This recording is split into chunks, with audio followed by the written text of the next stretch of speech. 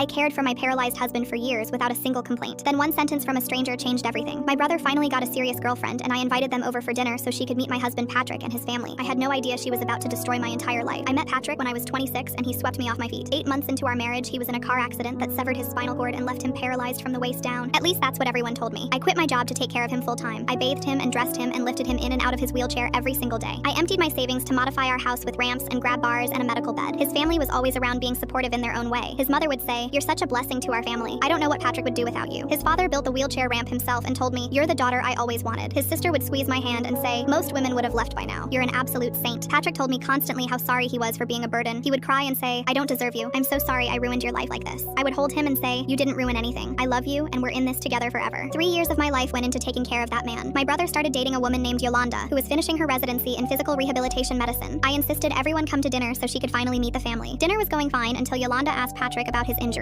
She said, "So the accident was 3 years ago? That must have been an intense recovery." Patrick nodded and said, "It's been hard, but I'm blessed to have such an amazing wife." Yolanda tilted her head and said, "Can I ask what level the injury was?" Patrick glanced at his mother before answering. He said, "T10, complete." Yolanda was quiet for a moment and then said, "I'm sorry, but I'm a little confused. A complete T10 injury for 3 years would typically show significant muscle atrophy in the lower extremities, but your legs look like you've been using them regularly." The table went dead silent. Patrick laughed nervously and said, "I do a lot of physical therapy." Yolanda said, "Physical therapy maintains some tone, but it doesn't prevent atrophy entirely. Your calves have full muscle definition. I see patients every day, and I've never seen that in someone who hasn't walked in 3 years." I looked at Patrick. His face was pale. I looked at his mother, and she was staring at her plate, refusing to look up. I said, "What are you saying?" Yolanda said, "I'm just observing that medically it doesn't add up." Patrick's sister stood up quickly and said, "I think we should clear the place." I said, "Sit down." She sat. I turned to Patrick and said, "Stand up." He said, "You know I can't do that." I said, "Then you won't mind if Yolanda examines your legs right now." Patrick looked at his mother desperately. His mother said, "This is ridiculous. We're not going to subject him to some interrogation at dinner." My brother said, "Why is everyone acting so weird? If there's nothing wrong, just let her look." Patrick's father said, "This is a family matter." I said, "I'm his wife. Patrick, stand up right now, or I swear to God." Patrick gripped the arms of his wheelchair and slowly pushed himself up and up and up until he was standing on his own 2 legs looking down at me. I couldn't breathe. I whispered, "How long?" He didn't answer. I screamed it. "How long have you been able to walk?" His mother started crying and said, "It's not what you think." I said, "You knew?" I looked at his father and his sister. None of them could meet my eyes. I said, "You all knew this entire time." I was shaking so hard I had to grab the table. I said, "I quit my job. I emptied my savings. I destroyed my body lifting you in and out of that chair. 3 years, Patrick. Why would you do this to me?" His sister muttered something under her breath. I said, "What did you just say?" She looked at me with disgust and said, "You weren't supposed to stay this long. You were supposed to leave so he could get half in the divorce." I said, "Half of what?" Patrick's father said, "Your grandmother's inheritance, the house. He was entitled to half if you divorced him, but nothing if he divorced you. We thought if things got hard enough, you'd eventually give up and leave." I thought about every night I cried from exhaustion and felt guilty for wanting to quit. They were all waiting for me to abandon him. I said, "You made me your slave for 3 years for money." My brother grabbed Patrick by the shirt and slammed him against the wall so hard a picture frame shattered. Patrick's father moved toward them and my brother said, "Touch me and I'll put you through that window." I walked out the front door and never went back. Patrick and his parents are being sued for fraud and the divorce will be final next month. Yolanda is still dating my brother and I sent her flowers every week.